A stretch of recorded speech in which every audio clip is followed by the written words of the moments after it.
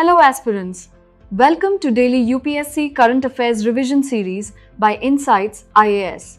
In today's session, we'll cover the National Anubhav Awards, AI agents, the new cybersecurity regulations for the power sector, VIHAAN, India's indigenous broadband chip, and the Dahi Handi Festival. And in mapping, we'll explore the Mahadayi River. So, without any further delay, let's get started. Let's start with something genuinely heartening. A scheme that honors the quiet wisdom retiring government officers carry with them, the National Anubhav Awards. Here's the context. Union Minister of State for Personnel, Public Grievances and Pensions, Dr. Jitendra Singh, will confer the National Anubhav Awards 2026 at the 9th National Anubhav Awards ceremony held at Vigyan Bhavan, New Delhi. So what exactly are these awards? The Anubhav Awards are annual national honors instituted by the Government of India to recognize and reward outstanding write-ups and case studies submitted by retiring or retired government personnel on the online Anubhav portal, documenting their institutional knowledge, administrative innovations, and field experiences. Think about it. Decades of hard-earned bureaucratic wisdom that would otherwise walk out the door with each retiring officer. This scheme actually captures it. It's run by the Department of Pension and Pensioners' Welfare under the Ministry of Personnel, Public Grievances and Pensions, and the platform itself, the online Anubhav portal, launched back in 2015. Its aim is to preserve institutional memory, document governance best practices, and capture the rich operational knowledge of retiring employees to guide future policy making, administrative reforms, and good governance. Now, let's understand who's actually eligible. On target employees, it's open to retiring or retired employees of central government ministries and departments, central public sector enterprises, and 12 public sector banks, PSBs. On the submission window, this is genuinely worth remembering. It's open to employees retiring within the next 8 months or pensioners who retired within the past 3 years. And on the consideration period, all write-ups published on the Anubhav portal within the preceding financial year get evaluated. Let's look at how this scheme actually works. There's a structured digital repository functioning as a dedicated digital archive where retiring personnel submit structured essays across themes like project execution, public service delivery, process streamlining, and policy reforms. There's recognition of high-impact governance, rewarding contributions to major national projects such as the rollout of Passport Seva Kendras, administrative rule simplification, energy conservation drives, and public accounting automation. Genuinely tangible, real-world governance work. There's rigorous multi-tier evaluation too. Submissions go through departmental screening, followed by assessment from an independent national jury, culminating in medals, citations, and jury certificates. And there's integration with pensioner welfare services. The award ceremony itself is held alongside pre-retirement counseling workshops, pension disbursing bank exhibitions, and the launch of pensioner welfare tools like the Pension Mitra Handbook and Nationwide Digital Life Certificate (DLC) campaigns.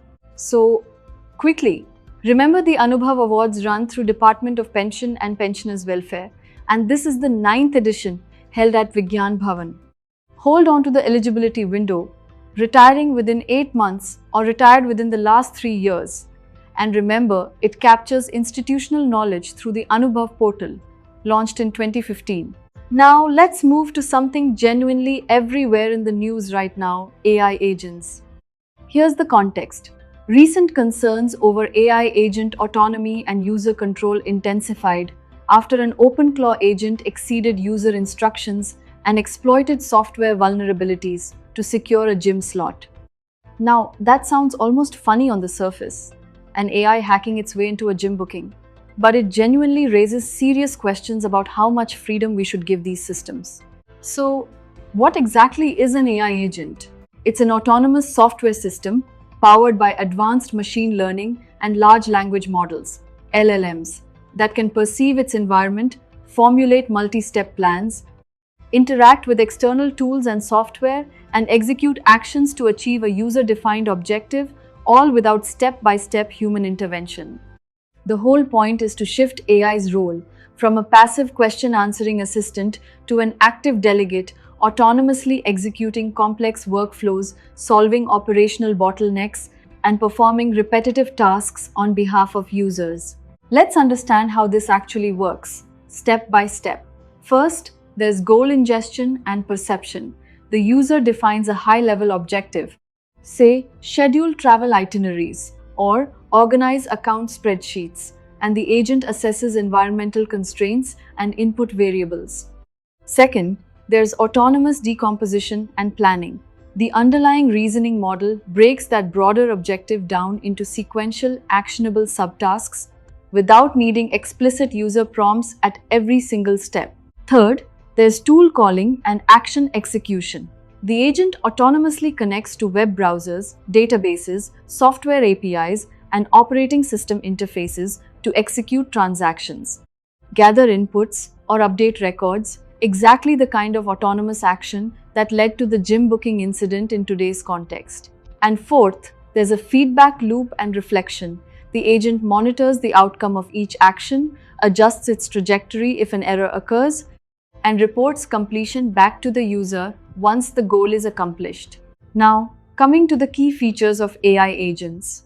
There's goal-oriented autonomy. Unlike conversational chatbots that depend on prompt and response cycles, agents autonomously determine how to accomplish a task once the overarching objective is set.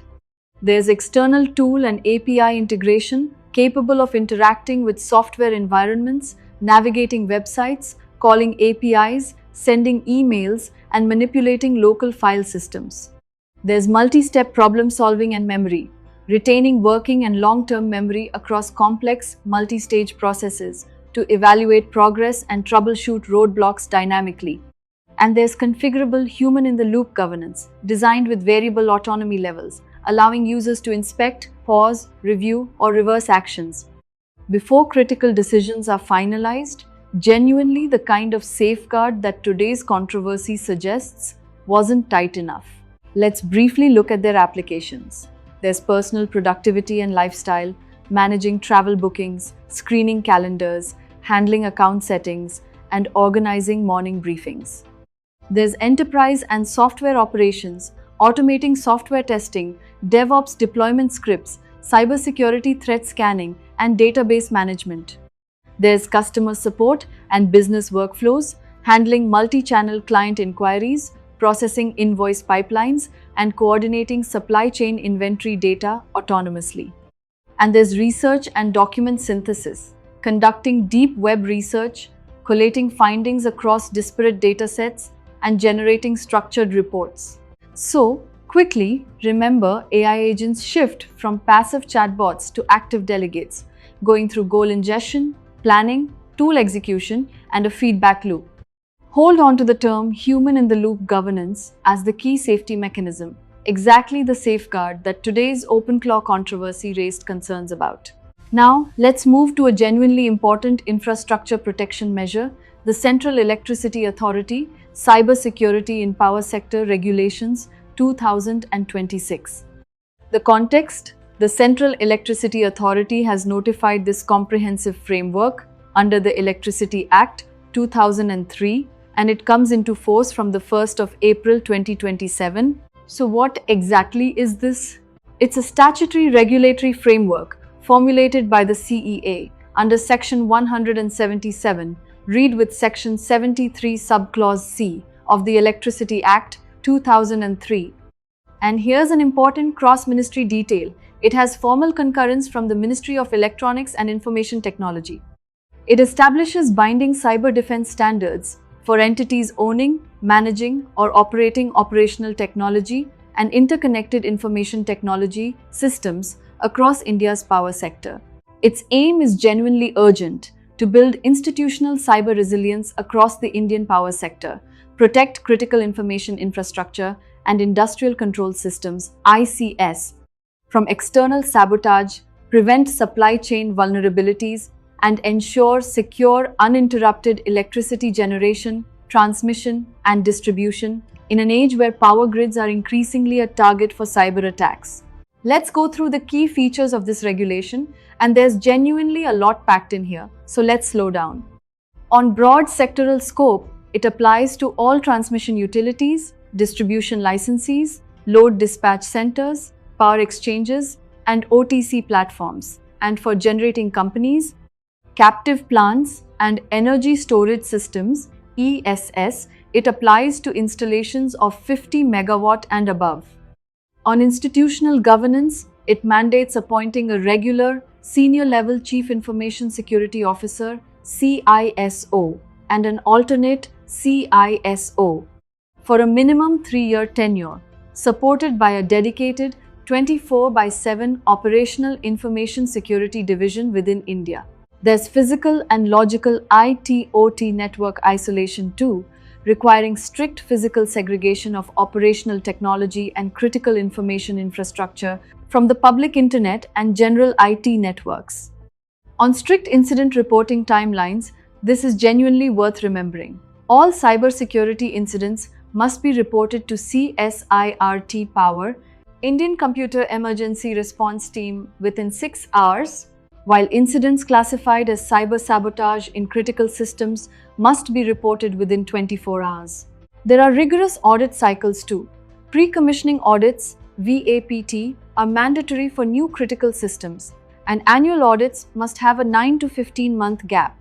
Identified critical or high-risk vulnerabilities must be resolved within 1 month, and medium or low-risk issues within 3 months. Hold those timelines firmly.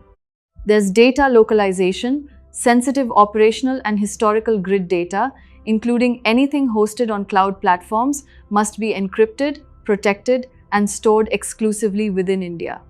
And there's supply chain security. Hardware and software must be procured from trusted sources, complete with a software or hardware bill of materials, BOM, and vendors of prosumer distributed generation resources must ensure end-to-end encrypted communications and local data hosting.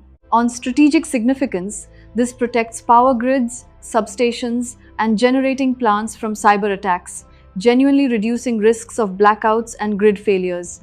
And it mandates trusted procurement, pre-deployment testing, and safeguards against foreign backdoors in SCADA systems, exactly the kind of infrastructure vulnerability that concerns security agencies worldwide. So, quickly, remember these regulations come into force the 1st of April 2027 under Section 177, read with Section 73 Subclause C of the Electricity Act, applying to generating installations of 50 megawatt and above. Hold on to the reporting timelines. 6 hours for standard incidents, 24 hours for critical sabotage cases, and remember the mandatory CISO tenure of 3 years. Now, let's move to something genuinely exciting from India's growing semiconductor story, VIHAAN, India's indigenous broadband networking chip. The context: Chennai-based fabless semiconductor startup AHISA Digital Innovations, supported under Ministry of Electronics and Information Technology Design Linked Incentive (DLI) scheme, achieved first-pass silicon success for its indigenous broadband networking system on chip, named VIHAAN. So, what exactly is VIHAAN? It's India's first domestically designed broadband networking system on chip. Built on open standard RISC-V architecture and powered by the indigenous Vega processor developed by CDAC, it's purpose-built to deliver high-throughput, secure, and sovereign semiconductor solutions for optical fiber and broadband customer premises equipment (CPE). It was designed by AHISA Digital Innovations, based in Chennai, Tamil Nadu, and it's backed under the DLI scheme, part of the India Semiconductor Mission and Ministry of Electronics and Information Technology. Its aim is to deliver high-performance, domestically designed telecom silicon for fiber-to-the-home deployments and broadband routers across Indian households and businesses, reducing our reliance on imported foreign networking chips. Let's understand how VIHAAN actually works. On fiber data processing, it receives internet data through GPON or EPON fiber networks and distributes it through gigabit Ethernet connections. On fast packet processing, its 64 bits Vega core handles routing, traffic inspection, quality of service, QoS, and firewall functions, all at high speed. On built-in security, it uses a hardware root of trust, secure boot, and cryptographic engines to protect firmware and network traffic. And on integrated software, it runs AHISA Router OS, AROS, based on OpenWRT, enabling seamless integration with routers, modems, and access points. Now, coming to the key features of VIHAAN. There's first-pass silicon success, and this is genuinely a big deal. The chip worked successfully on its very first fabrication attempt, dramatically reducing redesign time and costs. Most chips need multiple fabrication attempts before they work correctly. There's the indigenous Vega RISC-V core, using CDAC's 64 bits Vega processor, reducing dependence on proprietary foreign architectures. It's optimized for fiber broadband, integrating GPON, EPON, computing, and memory functions on a single chip for FTTH equipment. It has integrated hardware security, providing secure boot, encryption, and hardware-level protection against network threats. And it's ready for domestic manufacturing. Its reference platform and software tools help Indian manufacturers rapidly develop Wi-Fi routers and optical network terminals, ONTs. On significance, indigenous core silicon reduces dependence on foreign hardware, supply chain risks, and potential security vulnerabilities. Genuinely important given how much sensitive data flows through home routers. And it strengthens India's chip design ecosystem, demonstrating the potential of the DLI scheme and Semicon India program to create production-ready indigenous chips.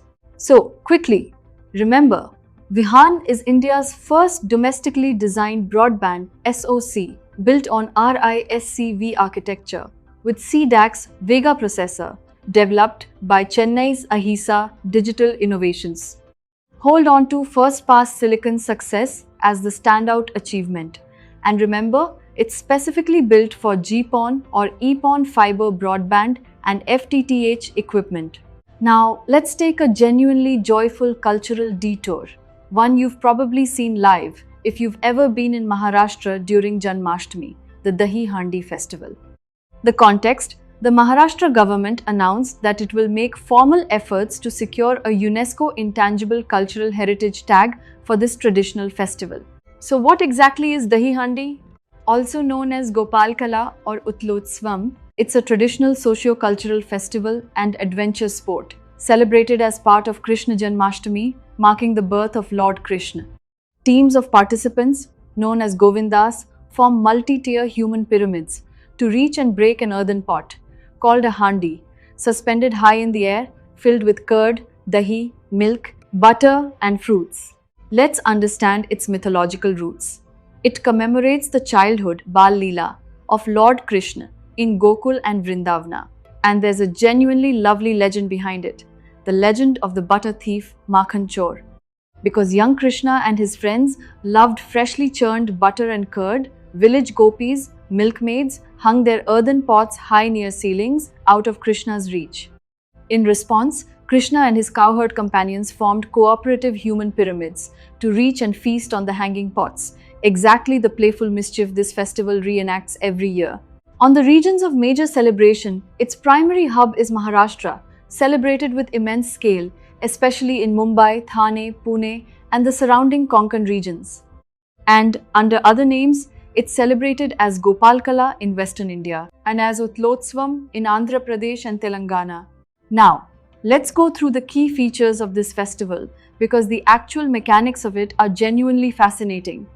There are multi-tier human pyramids called Pathaks, dedicated teams known as Govinda Pathaks, including specialized all-women Pathaks trained for months to construct coordinated human towers ranging from 5 to 9 tiers high, genuinely impressive feats of teamwork and balance.